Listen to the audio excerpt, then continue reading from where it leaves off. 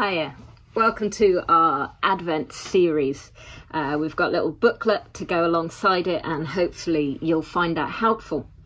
The first session that we're looking at in this series, we're looking to compare the kingdoms of our world and the way that people gain power and control over areas compared with Jesus's upside down kingdom, because he does things in such different ways. And the first session, we're looking at Isaiah 11 and how in our world today, we see people gaining power by dividing people, by pitting people against each other, by getting people to destroy each other and bring each other down. And often the people in power do that on purpose, to divide people so there's no united opposition to expose them.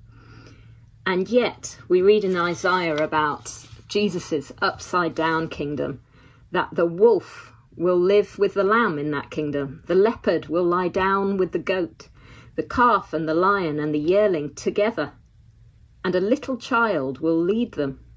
Everything is turned upside down. So those things that would normally eat each other and go after each other and be afraid of each other and hide from each other, both the one that hunts and the one that is hunted are together in God's kingdom. And it says they will neither harm nor destroy on all my holy mountain. In other words, there'll be a kind of unity and reconciliation that's beyond what we can understand.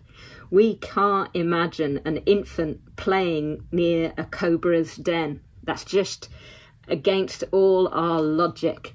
But in God's kingdom, things will be upside down. And that is the kingdom that we're waiting for. And so as we pray, we want to pray that there will be reconciliation, that God's kingdom would come now on earth as it is in heaven. And we want to be a part of bringing that kingdom.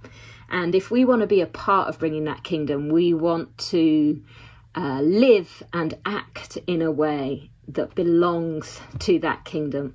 And so it's worth reflecting today and throughout this week of Advent on whether if we are the powerful one in that pairing, if we are the one that is hunting, that is maybe destroying, that is causing damage, how can we act differently in order to make reconciliation possible?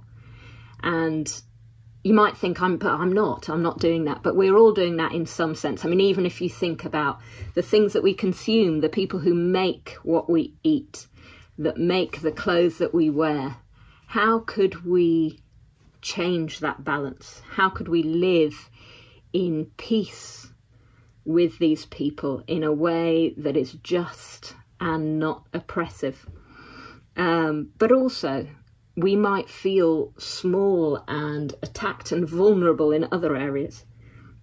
And so perhaps today we could pray for reconciliation into those relationships, because actually it doesn't say that the kingdom of God will have the lamb and the goat and the calf and the child, and that all those that were chasing after them won't be there. It actually says they'll be there living together in peace. And so actually there's also this side too. If we are the one that is downtrodden in some way or in some relationships, that we're called upon to try and bring about this reconciliation too. We might have less power in that, but we can ask Jesus for the forgiveness, for a way into that, for relationship opportunities with those people, for maybe a change of heart in them. But it's also okay to cry out to God and say, what is this person doing? Do you not see what they're doing to me? Please sort them out, because there's plenty of the psalmists did that as well. But the end goal in all of this is that we want to live in unity in the way that is described here in the kingdom of God. Because at the end of the day, the more division there is, the more we are trying to destroy each other, reconciliation and peace will never come out of that. And so whichever side we are on, and we're probably on both sides in different relationships, different things going on in our lives, we need to pray that God's upside down kingdom of unity, of being able to live together in peace would come, and that he would use us in bringing that. The wolf will live with the lamb, the leopard will lie down with the goat, the calf and the lion and the yearling together, and a little child will lead them. The cow will feed with the bear, their young will lie down together, and the lion will eat straw like the ox. The infant will play near the cobra's den, and the young child will put its hand into the viper's nest. They will neither harm nor destroy on all my holy mountain, for the earth will be filled with the knowledge of the Lord as the waters cover the sea. Let's pray. Father, we pray that we would know you, that we would know you in a way which transforms us, transforms our hearts, and out of that transforms our relationships, both the ones where we feel vulnerable and the ones where perhaps we've made mistakes and we have made others feel vulnerable. Father, would you use us to bring your kingdom? In your name we pray. Amen.